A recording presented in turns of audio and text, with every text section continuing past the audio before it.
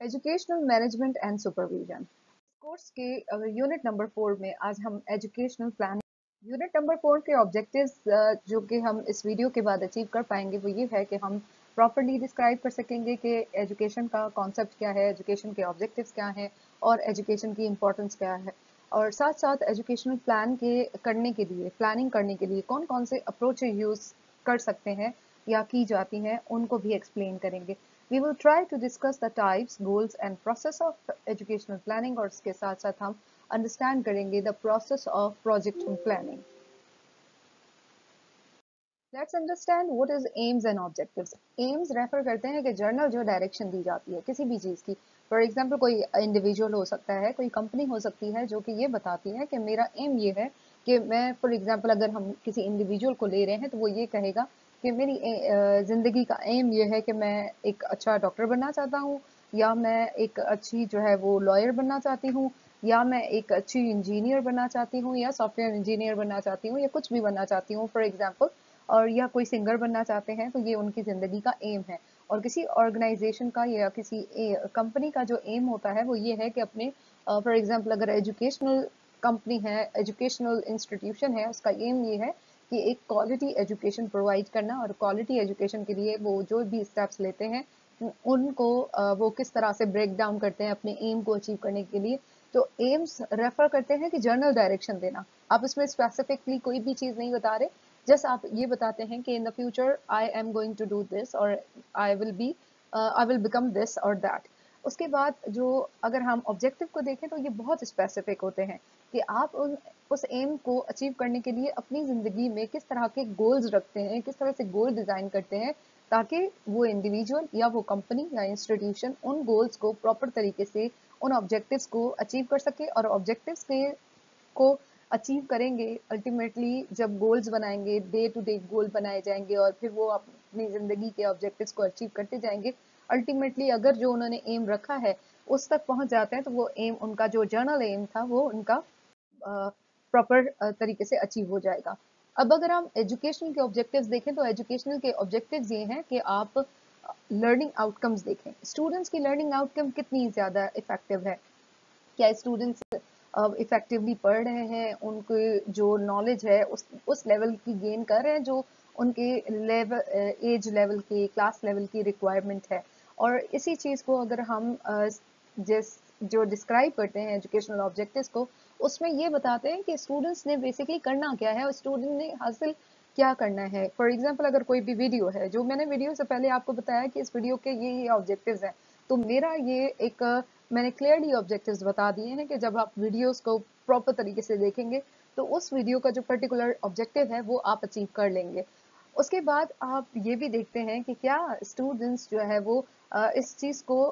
कितने तरीके से अच्छे तरीके से कंप्लीट कर सकते हैं। तो एजुकेशनल ऑब्जेक्टिव्स हमेशा हमेशा स्टूडेंट्स के या टीचर्स की या टीचिंग लर्निंग प्रोसेस को बेहतर बनाने के लिए जो भी प्रॉपर डायरेक्शन, स्पेसिफिक डायरेक्शन दी जाती है उसको हम एजुकेशनल ऑब्जेक्टिव्स कहते हैं। एजुकेशनल प्रोग्राम को कैसे बेहतर बनाना है, उनमें क्या क्या एक्टिविटीज़ रखनी है, एजुकेशनल ऑब्जेक्टिव्स किस तरह से हम ऑब्जर्व करेंगे। और जब भी एजुकेशनल ऑब्जेक्टिव्स की बात करते हैं तो वो हमेशा ऐसे बनाए जाते हैं जो कि ऑब्जर्वेबल भी हों और मेजरेबल।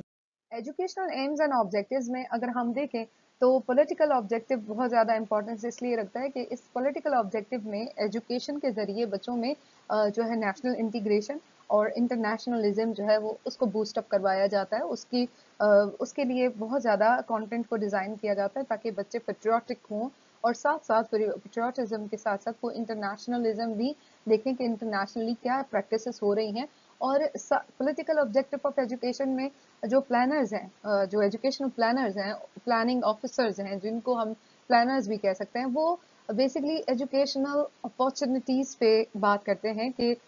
इक्वल अपॉर्चुनिटीज़ दी जाएं और मैन पावर जो है वो ट्रेंड होना चाहिए। और ऐसा ट्रेंड होना चाहिए कि वो जिस तरह की भी ऑब्जेक्टिव्स हैं उसके मुताबिक वो स्टूडेंट्स को उस तरीके से जो है पॉलिसीज़ भी बना सकें और साथ साथ वो एजुकेशन जो है वो पॉलिटिकल ऑब्जेक्टिव्स को प्रॉपर तरीके से अचीव कर सकें। उसके बाद हमारा इकोनॉमिक ऑब्जेक्टिव ऑफ एजुकेशन आ जाता है जिसमें हम नेशनल डेवलपमेंट या इम्प्रूवमेंट लेकर आते हैं कि किस तरह से क्वालिटी लाइफ को इम्प्रूव बनाया जा सकता है। किसी भी इंडिविजुअल की लाइफ को बेहतर तभी बनाया जा सकेगा जब आप उसको प्रॉपर तरीके से उसकी जो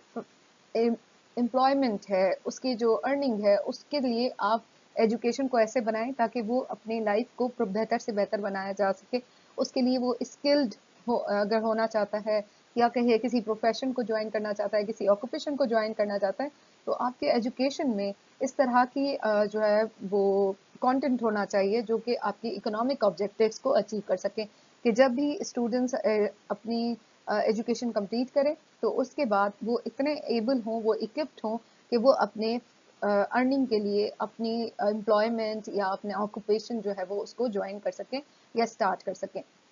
सोशल ऑब्जेक्टिव्स ऑफ एजुकेशन है जिसमें अगर हम देखें तो इसमें बेसिकली इस तरह से सोशल वेलफेयर का स्टेट जो है वो डेवलप करने के लिए या एस्टेब्लिश करने के लिए पैरामीटर्स रखे जाते हैं। फॉर एग्जांपल अगर आप ये देखना चाहते हैं कि क्या आपके मुल्क में फुल एम्प्लॉयमेंट की ज़रूरत है या नहीं है, सोशल जस्टिस की ज़रूरत है या नहीं है, और जब इन सारी चीज़ों की ज़रूरत है तो हमें डायनेमिक और कॉन्स्टेंटली जो अपनी सोसाइटी है उसको इम्प्रूव करने के लिए अपने सोशल ऑब्जेक्टिव्स को मॉडिफाई करना पड़ेगा, चेंज करना पड़ेगा, अपग्रेड करना पड़ेगा। और हमारे एजुकेशन में इस चीज़ की बहुत ज़्यादा इंपॉर्टेंस होती है कि आप सोशल ऑब्जेक्टिव्स को एजुकेशन में केयरफुली और एड्रेस भी करें और स्टेट करें, एड्रेस करें, और उसकी इम्प्लीमेंटेशन के लिए सबसे ज़्यादा इम्पोर्टेंस रखता है। उसके बाद आ जाता है कि आप पेडागोजिकल ऑब्जेक्टिव्स कौन से रखते हैं। पेडागोजिकल ऑब्जेक्टिव्स ये हैं कि आप हार्मोनियस वे में कोई डेवलपमेंट कर रहे हैं, किसी भी इंडिविजुअल की पर्सनालिटी को, उसकी कैपेसिटी को बिल्ड कर रहे हैं, उसकी इंटेलेक्ट को, जहनी सलाहियत को, साथ साथ उसकी इमोशनल जो विल है उसको बेहतर बनाने के लिए बेटर ऑक्यूपेशन जो है वो आप उसको लेजर के लिए, फॉर एग्जांपल अगर वो पेडागोजिकल जो ऑब्जेक्टिव है वो ये है कि टीचर का और स्टूडेंट का लिंक इस तरह से होना चाहिए कि teacher should understand which student needs which kind of way of teaching, और वो किस तरह से लर्न करता है। तो इंडिविजुअल डिफरेंसेस को अंडरस्टैंड करना बहुत ज़रूरी है, और हमारे करिकुलम में या एजुकेशनल प्लानिंग में ये सबसे ज़्यादा इंपॉर्टेंस रखता है कि हम अपने कंटेंट को इस तरह से डिज़ाइन करें कि वो हर एक इंडिविजुअल की नीड्स को प्रॉपर तरीके से अचीव कर सकें। साइकोलॉजिकल नीड्स अगर देखें तो साइकोलॉजिकल नीड्स में ये है कि हम स्टूडेंट्स की साइकोलॉजी को अंडरस्टैंड करें। जैसे पेडागोजिकल नीड में लर्निंग से रिलेटेड है, और साइकोलॉजिकल नीड्स जो है वो या ऑब्जेक्टिव्स जो है वो ये हैं कि स्टूडेंट्स को प्रॉपर तरीके से उनकी साइकोलॉजी को अंडरस्टैंड किया जाए, और उनको साथ साथ उनकी साइकोलॉजी को ना सिर्फ अंडरस्टैंड करें बल्कि उनके मुताबिक अपने कंटेंट को, एक्टिविटीज़ को उस तरह से डिज़ाइन किया जा सके। एजुकेशनल पॉलिसी कमीशन में कुछ जो national association of United states के साथ जो ऑब्जेक्टिव्स दिए गए हैं वो ये ऑब्जेक्टिव्स हैं कि सेल्फ रियलाइजेशन का ऑब्जेक्टिव, सेल्फ रियलाइजेशन का ऑब्जेक्टिव ये है कि आपका जो एजुकेटेड पर्सन है, जो पढ़ा लिखा इंसान है, उसमें लर्निंग की थर्स्ट होना चाहिए। उसके साथ साथ उसमें स्पीच की, रीडिंग की, राइटिंग की और सेंसेस उसके प्रॉपर तरीके से काम करते हों, वो जो हेल्दी नॉलेज है वो गेन कर सकें, पब्लिक हेल्थ, इंटेलेक्चुअल इंटरेस्ट या कैरेक्टर बिल्डिंग के लिए काम कर सकें। अगर एजुकेटेड पर्सन है तो उसका ये काम है कि वो प्रॉपर तरीके से प्रोटेक्ट कर सके अपने आप को भी, और वो इस तरह की अपनी जो पार्टिसिपेशन है उसको बेहतर बनाए। और पब्लिक हेल्थ की अगर बात करें तो वो उसका जो अपना काम है, फॉर एग्जांपल वो अपने काम में है और उसकी हेल्थ कम्युनिटी है, वहाँ पे उसके साथ कोऑर्डिनेशन होनी चाहिए उसकी। साथ साथ अगर हम ये देखें तो जो इस स्किल्ड होगा और उसके पास ये चीज़ें कि वो लिसनिंग की और ऑब्जर्वेशन की जो स्किल है वो उसको स्ट्रॉन्ग कर सके। साथ साथ अगर जब हम स्पीच, रीडिंग, राइटिंग, नंबर्स की बात करते हैं तब जो इस ऑब्जेक्टिव के मुताबिक जो सेल्फ रियलाइजेशन है उसमें ये आता है कि जो स्टूडेंट्स हैं या एजुकेटेड पर्सन है वो अपनी मदर टंग में प्रॉपर तरीके से बात कर सके, अपने मदर टंग में प्रॉपर तरीके से बोल सके, और जो है वो राइट कर सके, रीड कर सके, नंबर्स हैं उनको काउंट कर सकें। मोस्टली अगर हम देखें तो हम बहुत सारी लैंग्वेजेस बोल लेते हैं, चाहे वो इंग्लिश हो, चाहे वो उर्दू हो, चाहे वो कोई और भी कोई और लैंग्वेज हो, लेकिन जब हमारी काउंटिंग की बात आती है तो मोस्टली स्टूडेंट्स को देखा गया है कि वो अपनी मदर टंग में जो उन्होंने पहले सीखा है वो मोस्टली उसी में ही काउंटिंग करते हैं या सोचते भी अपनी मदर टंग में ही है। सो पब्लिक हेल्थ से रिलेटेड हो, हेल्थ हैबिट से रिलेटेड हो कि एजुकेशन एजुकेटेड पर्सन का काम ये है कि वो अपनी हेल्थ को प्रोटेक्ट करे और एक अपने बीइंग इंडिपेंडेंट अपने हेल्थ का ख्याल रखे और अप्रिशिएट करता है ब्यूटी को। हेल्थ एजुकेटेड पर्सन जो है इन इस ऑब्जेक्टिव के मुताबिक वो इस तरह से होता है कि वो रिस्पॉन्सिबल लाइफ स्पेंड करता है। उसके बाद अगर हम देखें ऑब्जेक्टिव ऑफ ह्यूमन रिलेशनशिप, तो उसमें वो दूसरे ह्यूमैनिटी को बहुत ज़्यादा, बीइंग एजुकेटेड वो ह्यूमैनिटी को सबसे ज़्यादा प्रायोरिटाइज करता है। उसका रिलेशनशिप टुवर्ड्स लोगों के और टुवर्ड्स ह्यूमैनिटी बहुत ज़्यादा स्ट्रांग होता है। फ्रेंडशिप का जो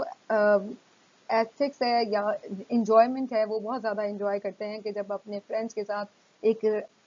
रिच सिंसियर या सोशल लाइफ स्पेंड करना।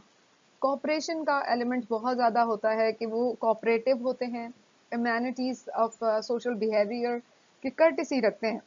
फॉर एग्जांपल अगर वो एजुकेटेड हैं तो उनसे ये एक्सपेक्ट किया जाता है कि वो अपनी फैमिली और सोशल इंस्टीट्यूशन को साथ साथ लेके चलेंगे। कन्वर्जेशन ऑफ होम कि अगर हम एजुकेटेड पर्सन की बात करें तो वो अपने घर में एक ऐसा एनवायरनमेंट प्रोवाइड करेंगे कि सब इजीली कोऑर्डिनेट कर सकें, कन्वर्जेट कर सकें, बात कर सकते हैं एक दूसरे के साथ, अपने आइडियाज शेयर कर सकें, अपने थॉट्स को शेयर कर सकें। और एजुकेटेड पर्सन जो है वो स्किल्ड होता है होम मेकिंग में। अक्सर ये कहा जाता है कि मैं तो पढ़ा लिखा हूँ, मैं अपने घर के काम नहीं कर सकता, लेकिन this is different. When you are educated you should do your homemaking, you should take part in homemaking as well as your professional life जो भी आपकी है उसके साथ साथ आप दोनों को एक बैलेंस्ड लाइफ लेके चलेंगे। और डेमोक्रेसी अपने घर में देते हैं हर एक को इंडिपेंडेंटली वो सोचने का टाइम देते हैं, सोचने का, बोलने का, एक डेमोक्रेसी के साथ कि आपकी जो थॉट्स हैं आप हमारे साथ शेयर कर सकते हैं, जो हमारी थॉट्स हैं वो भी आप सुनेंगे। अगर हम इकोनॉमिक एफिशिएंसी की बात करें तो ऑक्यूपेशनल इंफॉर्मेशन बहुत ज़रूरी है कि जो ऑब्जेक्टिव्स हैं हमारे वो इस तरह से होने चाहिए कि जिसके ज़रिए से हमारी हमें कौन से ऑब्जेक्टिव्स हमें फ्यूचर में करना क्या है उससे रिलेटेड हमारे एजुकेशनल ऑब्जेक्टिव्स बने हुए होने चाहिए कि हमारी इकोनॉमिक एफिशिएंसी कैसे बेहतर होगी। हमारी एजुकेशन के साथ साथ हमारी इकोनॉमिक एफिशिएंसी तब बेहतर होगी जब आप उस कंटेंट को उसमें सारी ऑक्यूपेशनल इंफॉर्मेशन प्रोवाइड करेंगे कि ये कौन ऑक्यूपेशंस हैं और इनकी ये इंफॉर्मेशन है। आप इनको अगर परसू करते हैं तो आपके लिए क्या सिग्निफिकेंस चेंजेस आ सकती हैं आपकी लाइफ में। फिर स्टूडेंट्स को जो एजुकेशन है उसमें चॉइस और एडजस्टमेंट के बारे में भी बताया जा सके कि अगर आप कोई भी एजुकेशन ऑक्यूपेशन लेते हैं तो उसको किस तरह से आप चूज करेंगे, उसमें कैसे एडजस्ट कर सकेंगे। इकोनॉमिक काउंसलर और पर्सनल काउंसलिंग और कंज्यूमर जजमेंट क्या होती है, प्रोटेक्शन क्या होती है कि अगर आप इकोनॉमी में हिस्सा डालेंगे तो हिस्से में आपकी प्रोटेक्शन किस तरह से होगी, आप किस तरह से ऑक्यूपेशनल अप्रिसिएशन हासिल करते हैं। ऑब्जेक्टिव ऑफ सिविक रिस्पॉन्सिबिलिटी में सोशल जस्टिस है, अंडरस्टैंडिंग, टॉलरेंस कि किसी को भी आपने कैसे बर्दाश्त करना है, किसी तरीके से आपने वर्ल्ड सिटीजनशिप में किस तरह से पार्टिसिपेट करना है। वर्ल्ड सिटीजनशिप का जो मेन पर्पस है वो ये है कि आप किस तरह से सोशल जस्टिस देते हैं। हर एक जो ह्यूमन सर्कमस्टेंसेस हैं उसमें एक एजुकेटेड सिटीजन इस चीज़ को सेंसिटाइज करता है कि किस तरह से हम डिस्पैरिटीज़ को ख़त्म करें और सोशल एक्टिविटीज़ में किस तरह से हम जो अनसेटिस्फैक्टरी चीज़ें हैं उनको कैसे बेहतर बनाया जा सकता है। और सोशल अंडरस्टैंडिंग का मतलब ये होता है कि हम किस तरह से सोशल स्ट्रक्चर को बाउंड कर सकते हैं, सोशल स्ट्रक्चर को स्ट्रेंथन कर सकते हैं और उसमें एक प्रॉपर तरीके से उसको हम जितने भी हमारे एजुकेटेड सिटीजन हैं उनको उनका ये काम है कि अगर वो सोसाइटी से रिलेटेड कोई भी ऐसी चीज़ वो सुनते हैं या समझते हैं या उनको कोई इस तरह से नज़र आता है तो उसको वो किस तरह से उस प्रोपेगेंडा को प्रॉपर तरीके से एलिमिनेट कर सकते हैं या उसको किस तरह से ओवरकम कर सकते हैं। So this is how the objectives are. और बाकी की जो रिमेनिंग जो कंटेंट है वो नेक्स्ट वीडियो में हम शेयर करेंगे।